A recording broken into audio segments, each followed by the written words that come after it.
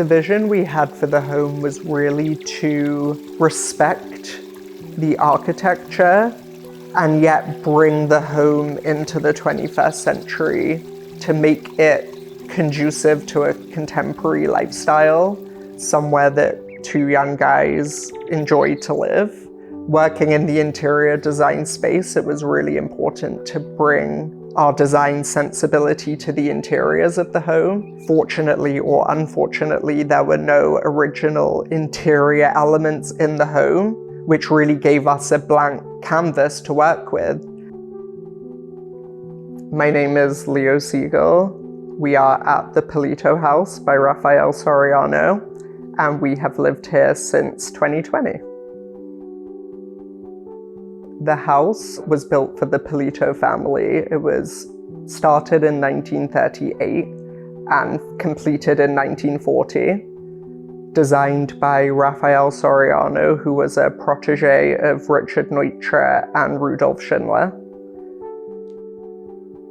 Soriano built around 50 buildings between commercial projects and private residences. Unfortunately, thanks to wildfires, earthquakes, and demolitions, I believe he only has 12 buildings remaining, which makes this house pretty rare in that respect. One of the things that Soriano is best known for is his championing of building with steel framing. He really started experimenting almost exclusively with steel in the 50s and 60s. So this house, which is a much earlier example of his work, is actually framed with redwood. However, the windows and doors, all the originals, are all made of steel. So that's already kind of an early indication of where the direction that he was going. He started off more in the international style, directly influenced by Neutra, and definitely European inspired. Soriano himself was an immigrant from Europe, and you can see a lot of German influences in the design of this house.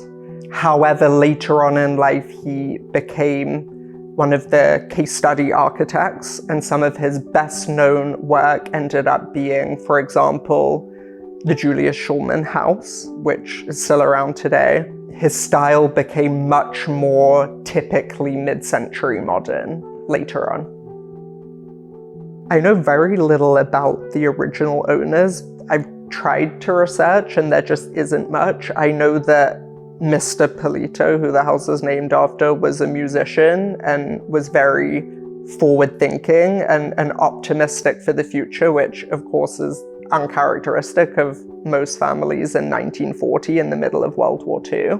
But other than that, I think it's been through several owners over the decades, and when we ended up buying the house, it really was a bit of a hodgepodge in terms of the interiors, and it was hard to tell what, if anything, on the interior of the house was original when we moved in. We had a vision for the house though, and I loved that the interior was a blank slate to kind of like bring in line with contemporary lifestyle while being able to keep the entire shell of the house, including all the windows and doors, original. This is the first house that we've bought. I was 30 at the time and we'd just been renting before. We knew that we wanted to ideally move to the West Hollywood Hills, and it was always my dream to live in a mid-century house. I had kind of nerded out over the case study program already. I just didn't know at the time if there would be something that was the right size for us and kind of like price point for where we were at the time. During early on in the pandemic, I was just scrolling Instagram, and a friend who's a realtor had done an Instagram story of the house saying coming soon. And I never heard of the house, but he had put up a picture of the bridge over the pool, and I just thought that looked amazing. It was literally a mile away from where we were renting at the time. I responded to the story and said, we need to come see this tomorrow. Max, my boyfriend, now husband, boyfriend at the time, also thought it looked incredible just on this Instagram story. Came in the next day, put in an offer the day after that, and fortunately it never hit the market. So we got it off market.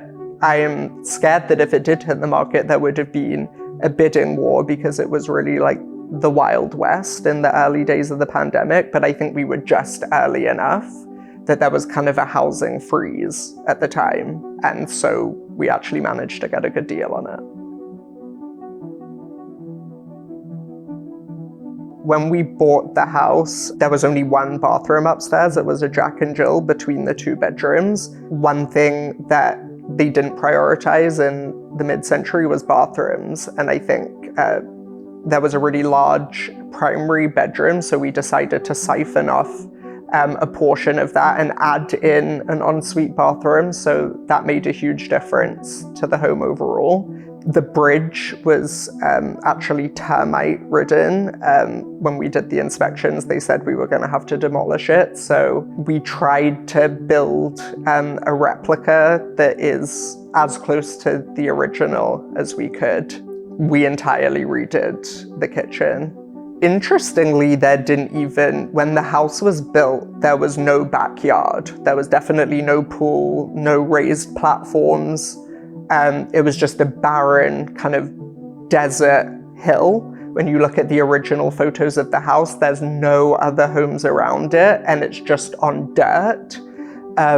Fortunately, an inspired owner, I think it was in the 70s or 80s, actually added a backyard. Unfortunately, their choice of doors was not great. They were kind of rickety wooden doors without much glass or visibility to the outside. So a big project for us was to add steel doors in the style of the original doors in the house to the back, with floor-to-ceiling glass that's really opened up the house and added even more light in. Other than that, all of the other windows and doors in the house are original. So the house is definitely pre-mid-century modern. A lot of the modernist principles are apparent in the house. Most obviously, the bands of expansive windows all the way around the house. I think that is the aspect of the house that stands out the most to me. I feel that even though the house is small in terms of square footage, because it has such an inside-outside vibe, you feel like you're in the trees, like you're in nature, and it feels so much more expansive when I sit in kind of any area of the house. Something that really stands out about the house is whereas many of the best examples or the most famous examples of mid-century homes, especially in the hills, have an epic city view. What's interesting about this house is the view all the way around is basically nature.